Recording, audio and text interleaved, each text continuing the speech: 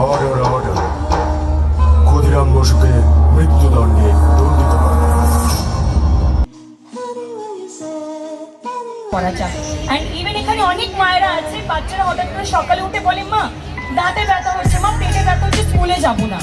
এই যে মায়াটা একটু ত্যাগ করতে হবে, মায়েদেরকে আরেকটু ডিসিপ্লিন হতে হবে, তাহলে এরকম ভাবে রেকর্ড করা একদমই সম্ভব।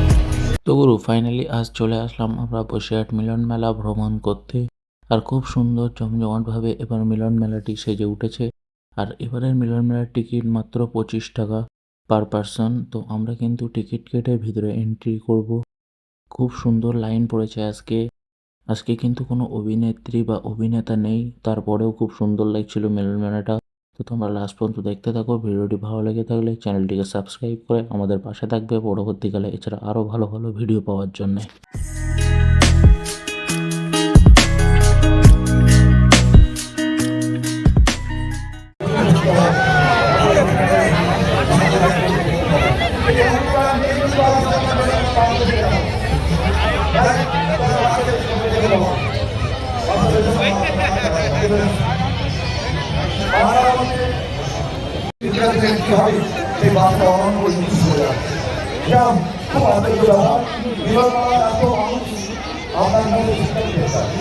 আমরা জানি যে বাবা শিক্ষিত সম্ভব নয়, যে আরো 2011 সালে বাংলার মাননীয় মুখ্যমন্ত্রী আসার পরে এই ধরনের ঘটনা এখন আমরা প্রতিশ্রুতি দেখতে পাই। তার কারণ মহিলারা স্বীকৃতি পেয়েছে, এগিয়ে চলেছে। বলুন যে আপনার ছেলেরা কিভাবে এগিয়ে গেল, তার কিছু এতটা মায়েরা রয়েছে। ঝগড়াঝাটি প্রতি একটা সম্পর্কের নিভ, প্রচুর ঝগড়া করি আমরা, তবে আমার ঘুমিয়ে পড়ার পর তো দেখ বাচ্চাটা দেখে এই জিনিসগুলো না শেখে। তো 3 মাস বয়স থেকে ওকে আমি খেলনার জায়গায় বুকস কপিস ওর আশেপাশে ছড়িয়ে দেখতাম। তো সেখানে দেখলাম যে বুকস কপিসগুলোকে খুব আগ্রহী হয়ে চুজ করেছে।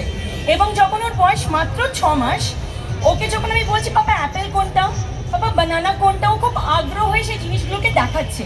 তখন আমার মনের মধ্যে জাগলো যে না, একে দিয়ে কিছু একটা আলাদা কিছু একটা করানো যায়। তবে ইন্ডিয়া বুক অফ রেকর্ডসের এজ ক্রাইটেরিয়া ছিল মাত্র 18 মাস। তো সেখানে দাঁড়িয়ে মাত্র 6 মাসের বাচ্চাকে তো ওইভাবে পাঠানো যায় না, আমি ওকে তৈরি করলাম।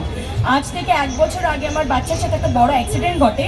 ও 3 তলা থেকে পড়ে যায় এবং ওর মাথায় প্রচুর বোন ফ্র্যাকচার্স আসে। সেখানে দাঁড়িয়ে আমরা প্রচুর হতাশ হয়ে পড়ি। আমরা কখনোই আর ভাবিনি যে ওকে এরকম কিছু আমি আর শেখাবো বা তৈরি করবো, পড়াশুনোর কিছু ওর মধ্যে চাপ দেবই না। তবে সেই জায়গায় দাঁড়িয়ে যখন 2 মাসের মধ্যে পুরোপুরি রিকভার হলো, ওই নিজের সে ভাঙা হাড় নিয়ে দেখছি বুকস অফিসের দিকে আবারও এগিয়ে যাচ্ছে। ওর এই জিনিসটা দেখে আমি এবং আমার ফ্যামিলি মেম্বার্স সবাই এগিয়ে আসলো। আমরা ভাবলাম যে না, ও যখন এতটা আগ্রহ দেখাচ্ছে, আমাদের ভেঙে পড়ার কথা নয়। তো চলো আবার লড়াইটা শুরু করা যাক। অ্যান্ড ইভেন এখানে অনেক মায়েরা আছে, বাচ্চারা হঠাৎ করে সকালে উঠে বলে মা দাঁতে ব্যথা হচ্ছে, মা পেটে ব্যথা হচ্ছে, স্কুলে যাবো না। এই যে মায়াটা একটু ত্যাগ করতে হবে, মায়েদেরকে আরেকটু ডিসিপ্লিন হতে হবে, তাহলে এরকম ভাবে রেকর্ড করা একদমই সম্ভব। তারপরে ওকে আমি বিভিন্ন রকম এডুকেশনাল নলেজ দিয়ে তৈরি করতে থাকি। অ্যান্ড আজকে পুরো বিষয়টা আপনাদের সামনে। থ্যাংক ইউ সো মাচ আমাকে এত বড় একটা চান্স দেওয়ার জন্য। ভাঙাচুরোভাবে হিন্দি ইংলিশ মিক্স করে বললাম, যেহেতু আমার পড়াশুনো শিক্ষা সবটাই আমার বাবা যেহেতু আর্মিতে ছিলেন, বাইরে থেকে পড়াশুনো করে এসেছি, এই জন্য। তো আপনারা সবাই আগ্রহী হয়ে এতক্ষণ ধৈর্য ধরে আমার কথা শুনেছেন, সবাইকে থ্যাঙ্কস জানাবো, দর্শককে থ্যাঙ্কস জানাবো, এবং biggest thanks to Parimal da once again, Shahin da and to all committee members of this মেলা। Thank you so much everyone. অসংখ্য ধন্যবাদ। একটু হাততালি হবে না জোর করে? বিশেষ করে মায়েদেরকে বলবো, শিখলেন তো কিছু? ঠিক আছে। আচ্ছা, ও কি কিছু বলতে পারবে? এত মানুষের ভিতরে বলার চেষ্টা করবে? এত মানুষের পর লাইটিং হচ্ছিল, ওর নামও লাগে। হ্যাঁ, কিছু বলার চেষ্টা করবেন একটু? একবার ট্রাই করতে হবে। ঠিক আছে। আমার কিন্তু আপনাদের সামনে দেখুন, বাচ্চা তো এত মানুষের ভিড়ে অনেক সময় নার্ভাস হয়, তবুও মা চেষ্টা করছে কিছু বলার জন্য। পাপা, ক্যাপিটাল অফ বিহার, বিহারের ক্যাপিটাল।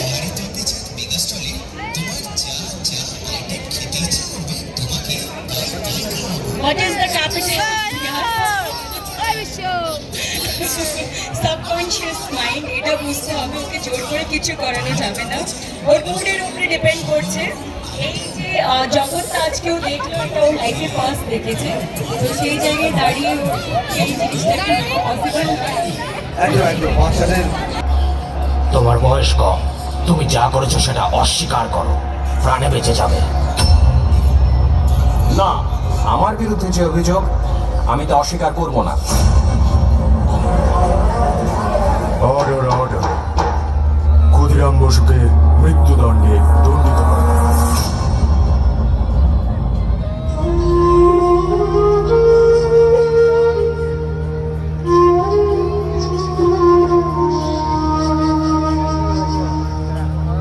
খোকা, ওই খোকা, তুই কোথায় যাচ্ছিস বাবা? কোথায় যাচ্ছিস আমাকে ছেড়ে? তুই কি আর ফিরবি না?